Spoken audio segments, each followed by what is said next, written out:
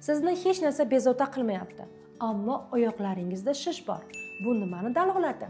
Xo'sh, shish sindromi bu umumiy tushuncha bo'lib, bir necha kasalliklarda uchraydi. Avvalambor birinchisi asosiysi yurak kasalliklarida, boqoq muammolari bor bemorlarda, uchinchisi buyrak kasalliklarida va asosiysi bu qon tomir muammosi bor, ya'ni varikoz kasalliklarida uchrashi mumkin.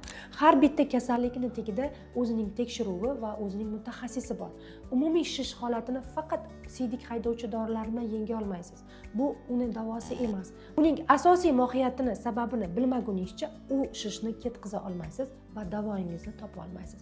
Shuning uchun marhamat, agar sizga haqiqatan mutaxassis kerak bo'lsa, bemalol murojaat qilishingiz mumkin.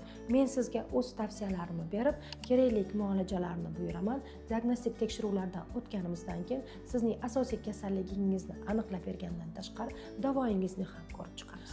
Albatta bu videoni ko'pchilikka ulashni esdan chiqarmang, chunki shish sindromi hozirgi holatda juda ham ko'p uchraydigan holatdir.